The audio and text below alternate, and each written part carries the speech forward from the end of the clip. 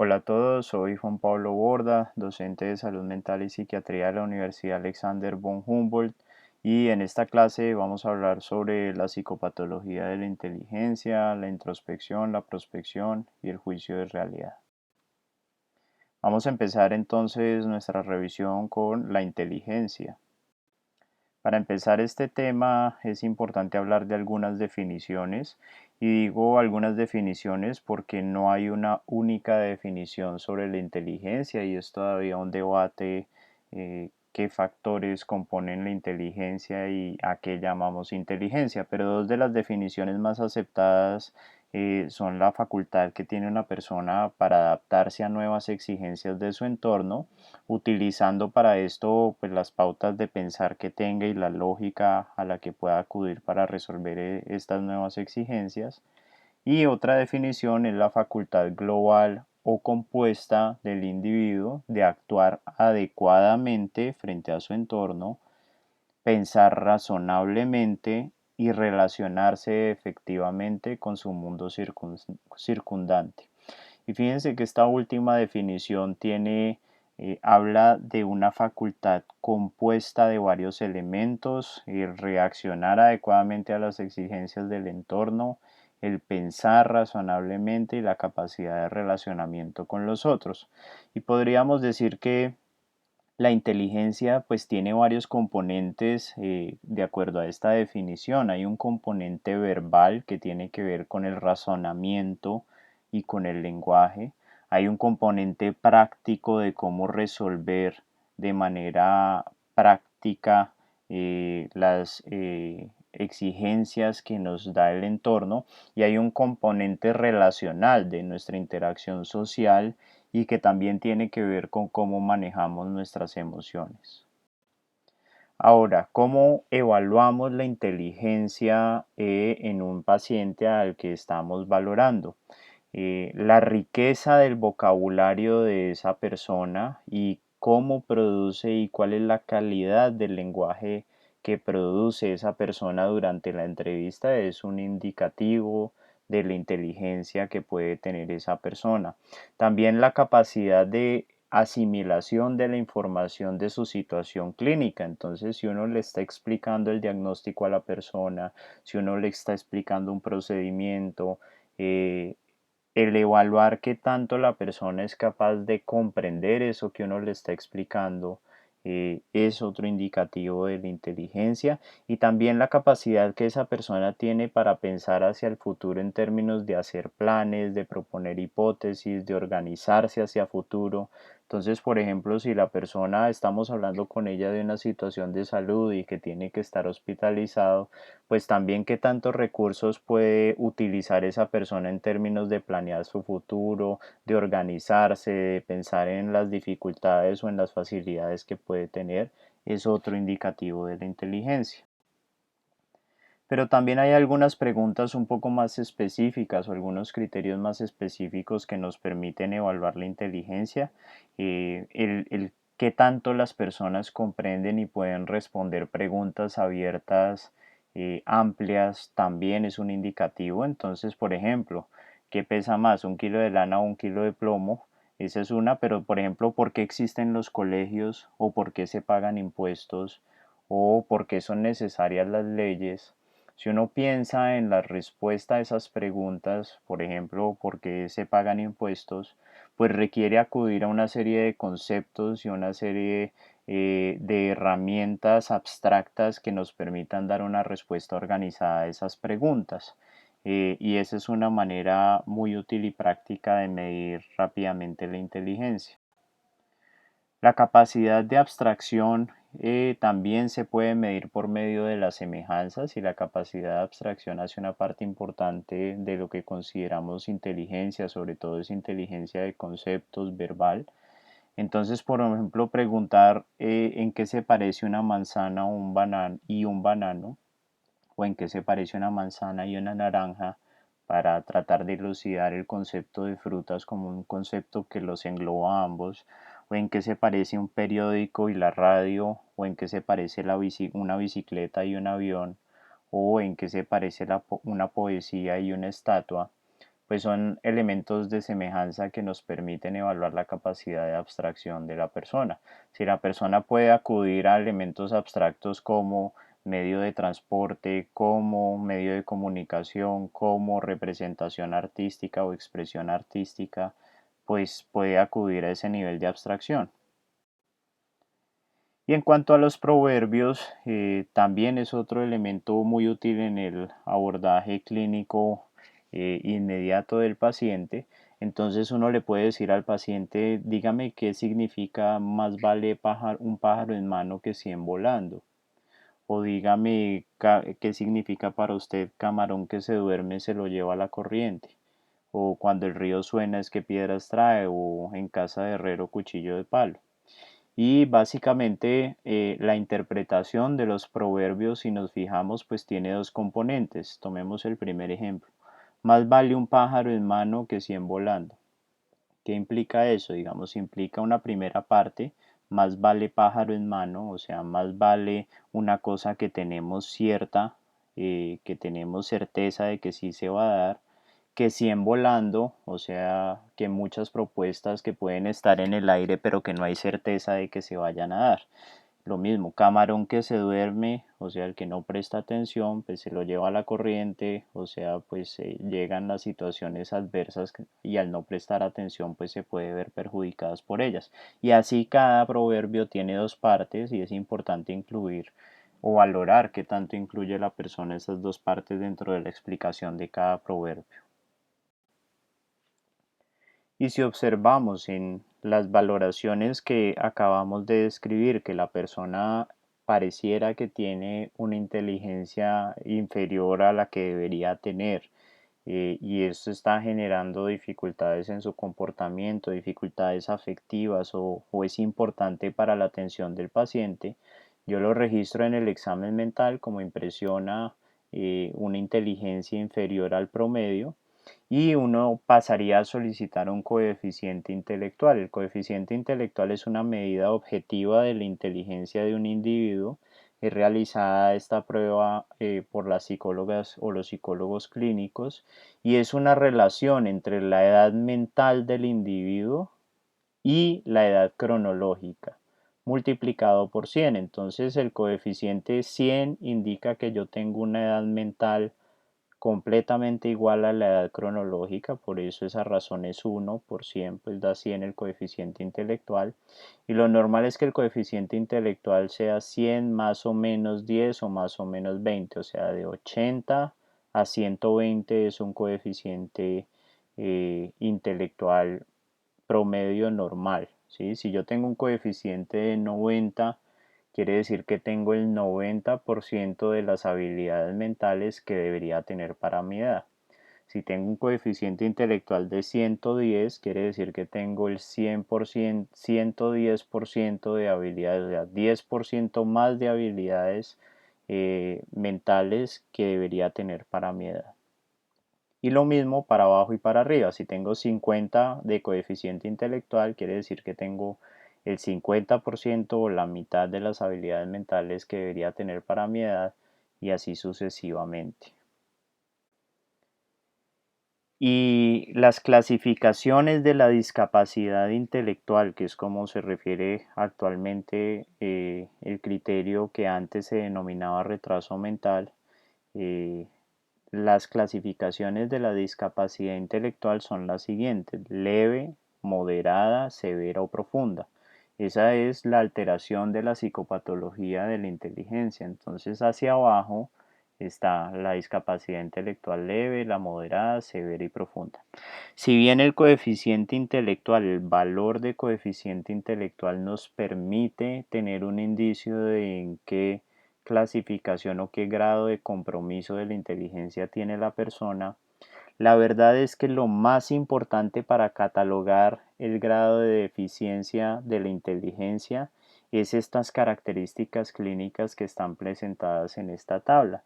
Entonces es mucho más indicativo de si es leve, moderado o severa el nivel de lenguaje de la persona, su nivel de independencia para actividades complejas o para actividades básicas, que el mismo valor de coeficiente intelectual. Entonces, cuando hablamos de una discapacidad intelectual leve, decimos que son personas que tienen un lenguaje, son capaces de mantener una conversación, pero la conversación es sencilla, alcanzan un grado de independencia para el cuidado personal, comen solos, se visten, controlan esfínteres, etcétera. Tienen algunas habilidades sociales, tienen amigos, tienen, digamos, se relacionan con otros, pero cuando ya empiezan labores de aprendizaje, sobre todo complejas, desde octavo en adelante, donde empieza el contenido abstracto dentro de la formación académica, pues ahí ya las personas se ven muy limitadas y no alcanzan ese nivel de conocimiento. Cuando hablamos de la discapacidad intelectual moderada, hablamos de una discapacidad intelectual, para que tengan una imagen, muy frecuente que presentan las personas con síndrome de Down. Entonces ya hay una lentitud importante en la comprensión y el uso del lenguaje. Si tiene un lenguaje, es un lenguaje muy básico, de pronto palabras, pero no son frases y no alcanza a tener una conversación la persona. La capacidad de cuidado personal y las funciones ya del día a día motoras ya están disminuidas y digamos toca asistirlos en el comer, en el vestirse, escogerles la ropa, etcétera. La interacción social puede existir, pero ya es muy limitada y muy distorsionada por el poco lenguaje. Ya en el punto de discapacidad intelectual severa, pues ya no hay un lenguaje, ¿sí?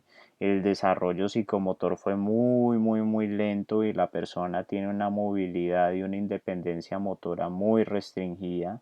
La persona de pronto puede reconocer algunas cosas como sí o no, reconocerlas, pero no expresar lenguaje, y pues ya no tiene destrezas para su vida diaria, digamos, y requiere un apoyo constante para que todas las cosas de su día a día se lleven a cabo.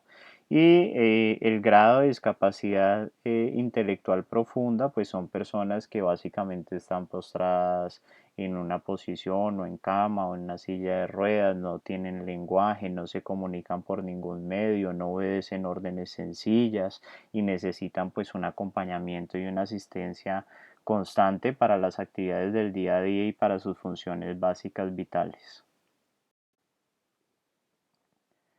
Ahora, cuando tenemos una persona que tiene una limitación en su inteligencia, no solo es importante caracterizar el grado de compromiso, sino que es muy importante abordar ciertos aspectos en el examen y en la historia clínica en general y el abordaje de ese paciente.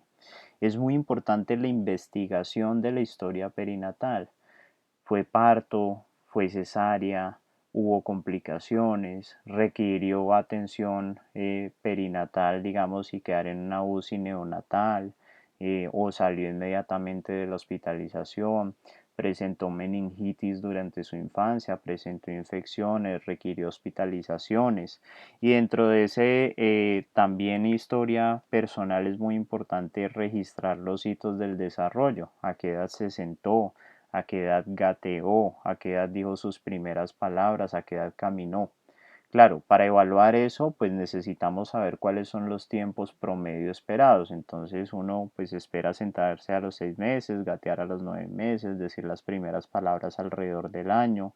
Eso no quiere decir que si yo tengo una persona que lleva 7 meses y no se ha sentado, entonces ya tiene una discapacidad intelectual, pero es un factor que si lo estamos evaluando a los 7 meses debe pues prendernos la alarma y decir, bueno, pues ya debería estarse sentando, hay que estar pilas a ver si se sienta o no. Y la disminución de la inteligencia es muy importante que ustedes sepan que se tiene que ver reflejada en el examen mental. Si yo estoy diciendo que una persona tiene o yo sospecho que tiene una discapacidad mental moderada, pues como dijimos, su lenguaje no puede ser normal. Su pensamiento en términos del contenido, en términos del flujo del pensamiento, en términos de si su origen, si es lógico, si es concreto, pues se ve afectado, y también su expresividad de las emociones. Entonces, cuando una persona tiene un compromiso en su inteligencia, no solo se afecta a la inteligencia, sino que se afecta a su funcionamiento general, y eso debe quedar registrado en el examen mental. Y finalmente, muy importante, las personas que tienen una discapacidad intelectual frecuentemente presentan otros problemas de salud mental, problemas relacionados con la regulación de las emociones, pueden presentar síntomas psicóticos más frecuentemente, problemas con su sexualidad. Entonces, cuando vemos una persona con una discapacidad intelectual, no solo tenemos que pensar en la limitación en cuanto a su inteligencia, sino qué impacto tiene esa limitación en otros aspectos de su vida. Y para esto hay que tener en cuenta unos factores que uno debe evaluar cuando está abordando una persona con una discapacidad intelectual. ¿En qué entorno físico vive esa persona? Y esto es muy importante porque las personas con discapacidad intelectual son personas que terminan siendo relegadas y rezagadas a entornos de mucha vulnerabilidad y negligencia. Entonces, ¿cómo es el entorno y el ambiente de esa persona? ¿Qué capacidades de comunicación tiene para que la persona exprese sus necesidades? ¿Qué características tiene el compromiso neuropsicológico o neuropsiquiátrico de la persona? ¿Cómo está su afecto? ¿Cómo está su pensamiento? ¿Tiene alucinaciones? Y esta parte es muy importante. ¿Qué tanto apoyo familiar tiene? eh, Sobre todo en las personas que tienen discapacidades más severas o profundas, el desgaste en la familia es un factor muy importante y eso lleva a negligencia y a maltrato pues por parte de la familia hacia la persona en un momento de agotamiento y hay que evaluar cómo está el apoyo familiar. También si la persona ha podido acceder a educación y a una educación inclusiva donde de pronto le han facilitado eso o simplemente fue excluido del sistema escolar. Qué tan satisfecha y productiva se siente la persona, y esto es muy importante en las personas con discapacidad intelectual leve, donde se dan cuenta que no tienen las habilidades de otras personas y se dan cuenta que no van a poder ser igual de productivas y eso genera insatisfacción y malestar emocional importante. Participa o no de actividades placenteras o simplemente lo dejan en un sillón en la casa sin estimulación y ese es su día a día y entonces se torna agresivo, pero pues es porque no tiene ningún tipo de estimulación positiva. Y tener en cuenta pues que es muy importante una actitud no discriminatoria frente a las personas con discapacidad, porque pues para la persona y su familia vivir una discapacidad intelectual es un tema sensible, doloroso, que genera una modificación y una transformación en la vida de esas personas y por eso uno debe ser muy cauto en cómo aborda a estas personas y en no tener una actitud discriminatoria hacia estas personas. Ahora vamos a pasar a otro tema que es el del juicio de realidad. Y un tema conexo con el juicio de la realidad, aunque no es lo mismo, es la capacidad mental de las personas para tomar decisiones. Entonces, en cuanto al juicio, decimos que es la capacidad de comparación y de asociación de ideas para llegar a una conclusión. Yo como uno ideas y conceptos para sacar una conclusión de la realidad externa. O sea, ¿estoy percibiendo la realidad que todos perciben o estoy percibiendo una realidad que nadie percibe y yo soy el único que la percibo así? Y el juicio va de la mano del raciocinio, que es el encadenamiento de juicios que lleva a la comprobación, a la demostración de una verdad. O sea, que tanto yo uno juicios de lo que está sucediendo para entender mi realidad. Y si bien todos tenemos una realidad, un entendimiento de la realidad desde nuestras perspectivas y en ese sentido, digamos, podríamos tener como divergencia en cómo entendemos la realidad, el juicio del raciocinio se refiere a una realidad muy básica, a un entendimiento muy básico de la realidad. O sea, todos sabemos que estamos en una clase de psicopatología y que estos conceptos tienen que ver con el examen mental. Espero que nadie esté pensando que esto tiene que ver con la CIA que les está insertando mensajes subliminales para cambiar el mundo. Entonces, si entendemos que todos estamos en una clase de psicopatología, pues es, digamos, porque tenemos un juicio y un raciocinio conservado. De la manera contraria, pues se describe en la historia clínica como un juicio y un raciocinio alterado. Ahora, el juicio y el raciocinio se ven alterados sobre todo cuando hay alteraciones sensoperceptivas, alucinaciones, y o cuando hay alteraciones del contenido del pensamiento, específicamente ideas delirantes. Entonces, si yo tengo alucinaciones o yo tengo ideas delirantes de cualquier tipo, seguramente tengo un juicio y un raciocinio comprometido o alterado y no estoy entendiendo la realidad de manera adecuada. En cambio, la capacidad mental del sujeto hace referencia a las capacidades en su manera de procesar la información para poder tomar decisiones con respecto a su situación. ¿Qué tan capaz es mentalmente el individuo de tomar esas decisiones? Y esto obviamente tiene un aspecto que se une a esto y es la capacidad legal del individuo de tomar esas decisiones. Este es un tema al que nos veremos enfrentados como médicos en múltiples escenarios.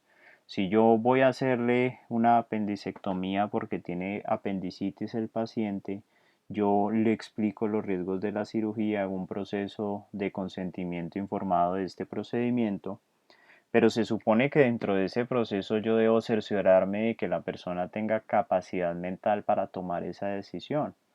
Si yo le digo a una persona que acabamos de tomar una radiografía o un TAC de tórax y que vemos una masa y que consideramos que es un CA pulmonar y que necesita empezar un proceso de quimioterapia y radioterapia y la persona dice que no quiere iniciar ese procedimiento y que se quiere ir para su casa, yo debo evaluar si la persona está en una capacidad mental para tomar esa decisión. Entonces la capacidad mental no solo se evalúa para aprobar los procedimientos, sino también para rechazar los procedimientos. ¿Y cómo evaluamos la capacidad mental? Con 5 factores muy básicos. Primero, la persona entiende la información que le estoy dando. Segundo, la persona retiene esa información por unos minutos, o sea, estamos hablando sobre el nódulo pulmonar que tiene y la apariencia de malignidad que tiene. La persona retiene esa información en estos minutos en que estamos teniendo la conversación o tiene un problema de memoria tal que a los 2 minutos de estar hablando del tema ya no sabía de qué estábamos hablando. La persona entiende las diferentes posibilidades, me trato, no me trato, me opero, no me opero, me tomo el medicamento, no me lo tomo, y las ventajas y las desventajas de cada opción. Si no me lo tomo, qué ventajas y desventajas tengo, si sí me lo tomo, qué ventajas y desventajas tengo. Y la persona aplica la información a su caso particular y es aquí donde muchas de las personas con problemas de salud mental se ve afectada la capacidad mental, sobre todo en el caso de pacientes con episodios psicóticos. Que la persona de pronto con un episodio de esquizofrenia dice, mire, yo le entiendo lo que usted me está diciendo, retiene la información durante la entrevista, sé que las opciones son estas y que si la persona, si uno se va podría pasar esto, esto y esto y esto y esto y esto, y si me quedo podría pasar esto y esto y esto. Pero la situación es que yo no tengo esquizofrenia, yo tengo es un chip en la cabeza y no me quieren operar. Entonces yo entiendo la información, pero esa información no aplica a mi caso particular porque yo no tengo eso de lo que usted está hablando. Y finalmente, comunicar la posibilidad de comunicar una decisión y yo quiero esto o esto. Entonces fíjense que la capacidad mental no es, no está relacionada en ningún momento con si la decisión es buena o mala, si nos parece o no nos parece. No estamos evaluando eso. Cada persona es debe ser capaz y puede tomar decisiones en torno a su vida y tiene ese derecho de autonomía de poder tomar sus decisiones. Yo lo que tengo que verificar no es si me parece o no me parece como médico la decisión que está tomando, sino si tiene capacidad mental o no. Y para eso debo valorar estos 5 puntos. Entonces lo que yo hago es que yo exploro eso, que la persona entienda la información, le pido que me la repita, que entienda las ventajas y las desventajas de cada opción, que me cercioro que está aplicando esa información a su caso y no pensando en otros y que comunique una decisión. Y si la persona tiene estos 5 componentes conservados, pues tiene una capacidad mental conservada. Y asimismo lo registro en la historia clínica. Digo, la persona entiende la información, la retiene, entiende las diferentes opciones terapéuticas con sus ventajas y desventajas, aplica esa información a su caso y comunica la decisión de X o Y cosa, por lo tanto se considera que tiene la capacidad mental conservada. Esto es muy importante que lo sepan porque si bien en instituciones de tercer nivel donde hay psiquiatría de enlace, en algunos casos difíciles recurren a nuestra valoración para que evaluemos la capacidad mental, legalmente como médicos ustedes están en toda la disposición de determinar la capacidad mental de un sujeto y en muchos de los escenarios que estarán no van a poder contar con un psiquiatra de enlace que haga este ejercicio. Por lo tanto, es muy importante que ustedes tengan esta información clara y la apliquen en su práctica clínica de manera correcta. Ahora vamos a pasar a hablar entonces de la introspección, que es el siguiente aspecto del examen mental. La introspección a lo largo de la historia de la psiquiatría ha tenido diferentes significados. Inicialmente estuvo muy relacionada con el desarrollo del psicoanálisis, pero desde el punto de vista más útil y más práctico y más objetivable en las últimas décadas, la introspección se refiere al autoconocimiento de la persona con respecto a su enfermedad, qué tanto la persona reconoce que tiene la enfermedad. Y si uno hila un poco más delgadamente, podría decir que esa comprensión de la enfermedad tiene una dimensión objetiva, o sea, conocimiento y conocimiento técnico. Ah, sí, yo sé que tengo tal enfermedad, es porque sé que tengo diabetes, es porque la insulina, digamos, está muy baja en el cuerpo, por lo tanto, entonces no proceso los azúcares y entonces cuando como azúcar se me sube mucho el azúcar y el azúcar puede producir este y otro daño. Esa es una dimensión muy objetiva de la introspección, pero también hay una dimensión subjetiva que es la dimensión quizás más compleja, donde la persona va entendiendo qué implica esa información y esos conceptos para su vida y su realidad. Entonces, una cosa es que yo entienda lo que pasa con la diabetes y que entienda desde una manera objetiva y de conocimientos abstracta, digamos, que yo tengo diabetes, pero otra cosa es que yo asimile todo lo que eso implica para mi vida. Entonces, eso tiene que ver con una dimensión subjetiva de la introspección.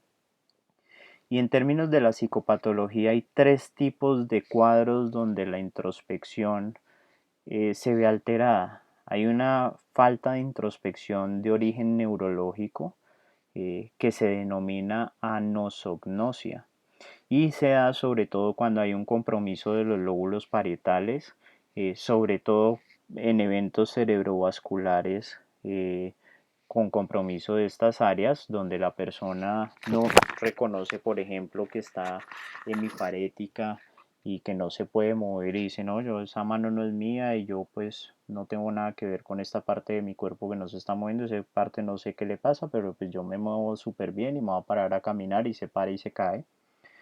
Y también, por ejemplo, otro ejemplo de anosognosia es en las personas con Alzheimer, donde empiezan a perder la memoria, ya hay un compromiso importante de pérdida de la memoria, pero las personas dicen, no, yo no tengo ninguna pérdida de la memoria, yo me acuerdo de todo, me acuerdo de mi número de cédula si quiere.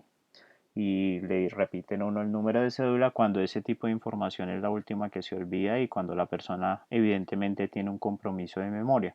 Entonces, esa alteración de la introspección de carácter neurológico se denomina nosognosia. Otro cuadro grande donde se altera la introspección es en la psicosis. Entonces, bien sea una psicosis asociada al consumo de sustancias, bien sea una psicosis por una esquizofrenia, bien sea una depresión con síntomas psicóticos o un episodio de manía con síntomas psicóticos, si yo estoy psicótico, pues se me altera el juicio de realidad y no comprendo la información, digamos, y no comprendo la realidad como otros la perciben y no reconozco que esa percepción de la realidad está alterada y está alterada por una enfermedad. Y finalmente, hay una dificultad en la introspección o en la asimilación de la enfermedad en momentos por un carácter defensivo frente a esa información de que yo tengo la enfermedad, defensivo frente al dolor emocional. Y este es un tipo de falta de introspección que se presenta mucho en el hospital general. Entonces, el caso puntual es, tengo este nódulo pulmonar, se ve en el TAC, parece que es un cáncer, me dicen que sí, que me hicieron una biopsia que es un cáncer y yo digo, no, yo estoy seguro que eso no es un cáncer, seguramente pueden ser otras cosas, yo he escuchado a muchas personas que se curan y eso puede ser debido a muchas cosas, de pronto yo me resfrié mucho cuando era chiquito y por eso me quedó una cicatriz, pero eso no es un cáncer y yo no necesito el tratamiento, muchas gracias y me voy. Esta dificultad en la introspección está asociada a dificultades en cuanto a asumir subjetivamente o a la dimensión subjetiva de la información que están teniendo y obviamente lo que implica es que esa persona en ese momento emocionalmente no puede asumir esa información por todo lo que representaría para su vida. Entonces, al sentirse incapaz de poder asumir esa información y esa realidad, pues simplemente la niega y entonces esa es una falta de introspección también, pero pues desde un origen defensivo. Y evaluar la introspección es muy importante porque la introspección determina el desenlace de los tratamientos en gran medida.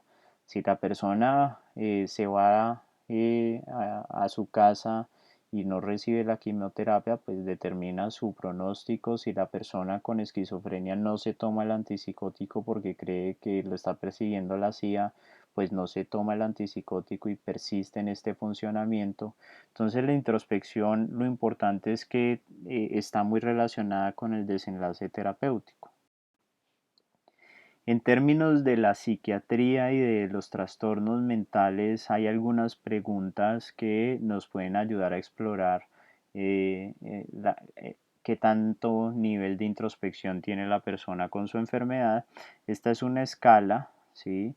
Eh, que evalúa la introspección, pero más que la escala en sí lo traigo para que vean el tipo de preguntas que uno puede hacerle a los pacientes. Entonces, ¿usted piensa que ha venido experimentando algunos cambios o algunas dificultades últimamente?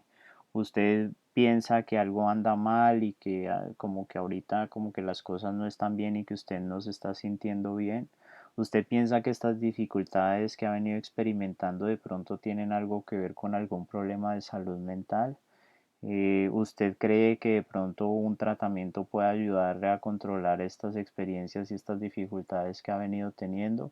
Entonces son preguntas que nos permiten tener una sensación de qué tanto está siendo consciente la persona con respecto a su problema de salud mental y qué tanta introspección por ende tiene. Y aquí traigo algunos estudios donde precisamente comprueban esta asociación entre la introspección y algunos problemas de salud mental.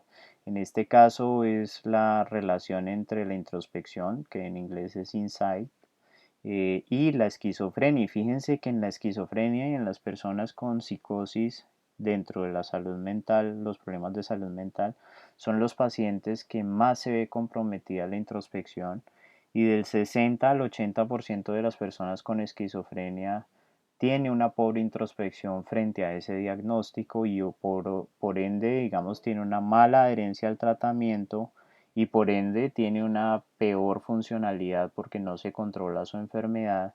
Y aquellos pacientes que tienen mejor introspección y que reconocen más su enfermedad, pues son más adherentes al tratamiento, tienen una mejor funcionalidad a largo plazo y les va mejor.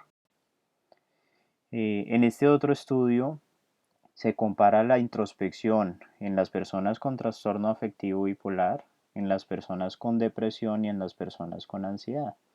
Y lo que se ve es que las personas con trastorno afectivo bipolar son las que después de los trastornos psicóticos y de la esquizofrenia son el grupo de pacientes que menos introspección tiene.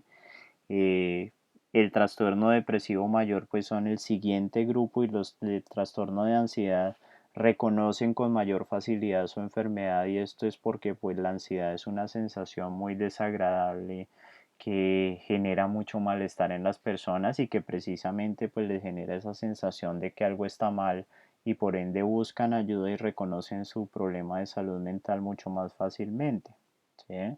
Y al igual que las personas con esquizofrenia, pues las personas que tienen una peor introspección les va peor a largo plazo porque no son adherentes al tratamiento y no reciben las ayudas correspondientes. Y finalmente está este otro artículo donde se relaciona la capacidad de introspección con el funcionamiento cognitivo de las personas, porque aquí lo que pasa, sobre todo con las enfermedades mentales mayores o severas como la esquizofrenia y el trastorno afectivo bipolar, es que si yo no reconozco la enfermedad, tengo más episodios. Con cada episodio mi cerebro se va deteriorando por las alteraciones neuroquímicas y neurofuncionales que suceden durante un episodio de agudización de la enfermedad. Entonces mi cerebro se va deteriorando, y si se va deteriorando cada vez tengo menor funcionamiento cognitivo y menor capacidad para entender mi situación, menos adherente soy, más episodios tengo, menos capacidades cognitivas tengo para entender mi situación, y es un ciclo vicioso, que es lo que refleja este artículo.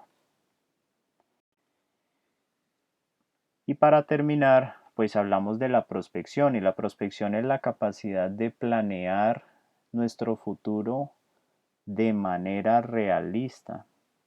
Entonces, eh, la capacidad de prospección puede ser adecuada y yo planeo mi futuro de manera adecuada a mi situación presente. Puede ser pesimista, muy frecuentemente este es el caso de las personas con un episodio depresivo donde ven todo más negro, más difícil, más catastrófico de lo que en verdad uno lo puede percibir. Puede ser incongruente o irreal. En el caso de las personas con episodios psicóticos, pues de pronto mi prospección es irme a Rusia porque la CIA no me va a alcanzar en Rusia, y entonces no va a tener alcance allá y la KGB va a bloquear los intentos de la CIA de alcanzarme. Es una prospección irreal, pero esta prospección irreal también se ve mucho en las personas que tienen rasgos maladaptativos de personalidad y que no pueden asimilar una situación adecuadamente. Entonces, por ejemplo, personas médicamente muy enfermas que les cuesta trabajo aceptar su debilidad y su limitación, y dicen, no, yo la verdad es que me voy a mejorar mañana, y mañana salgo de UCI y me voy a seguir mi vida común y corriente pasado mañana, y yo pues voy a trabajar 16 horas como lo venía haciendo en 3 días, cuando la persona está en UCI con una inestabilidad hemodinámica y un compromiso muy severo. Entonces también esa prospección irreal se puede ver en personas con dificultades o rasgos maladaptativos de personalidad. O la prospección puede estar ausente si la persona, pues bien sea por limitaciones en su inteligencia o por un compromiso cognitivo actual, pues no puede simplemente pensar sobre su futuro y no hay esa capacidad de poder planear a futuro. Entonces, bueno, espero que haya sido de utilidad esta presentación, y nos veremos en una próxima oportunidad.